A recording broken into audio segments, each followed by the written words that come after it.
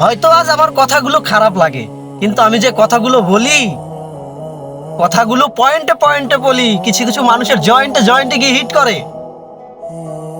আপনি দেখবেন যাদের বাপদাদার আছে, যাদের বাপদাদার আছে তারা খুব বড়াই করে। তাকে যদি প্রশ্ন করা হয়, ভাই তোমার কি আছে, বলবে আমার বাবার এটা আছে, আমার বাবার ওটা আছে। আরে চান্দু, ওটা তো তোমার বাবার। তোমার বাবা, তোমার দাদা যদি রেখে যায় তাহলে ওটা তোমার দাদার, তোমার বাবারও না। তোমার বাবা যদি রেখে যায় তাহলে ওটা তোমার বাবার, তোমার না। তুমি নিজে কি করেছো পরিশ্রম করে সেটা আগে দেখো, বাপ দাদাটা নিয়ে টান দিও না, আগে নিজের পরিশ্রমেরটা দেখো।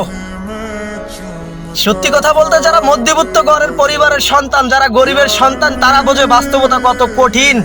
তারা জানে বাস্তবতা কি, তারা জানে নিচ থেকে উপরে উঠতে হয় কিভাবে, আস্তে আস্তে আস্তে আস্তে, তিলে তিলে তিলে তিলে খড়ি থেকে কাঠ হতে হয়।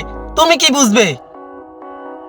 আগে পরিশ্রম করো, বড় হও। তোমার ছেলে সন্তান যখন তোমাকে প্রশ্ন করবে যে বাবা তুমি আমাদের জন্য কি করেছো, তখন তুমি বলবে যে আমার দাদারটা আছে, আমার বাবারটা আছে। তখন তোমার প্রশ্ন থাকবে কি, যে এটা আমার বাপ দাদার। তোমার কি আছে ভাই? আগে নিজেরটা চিন্তা করো যে আমি নিজে কি করেছি। বাপ দাদার থাকতেই পারে, সেটা বাপ দাদার, নিজের না। ধন্যবাদ।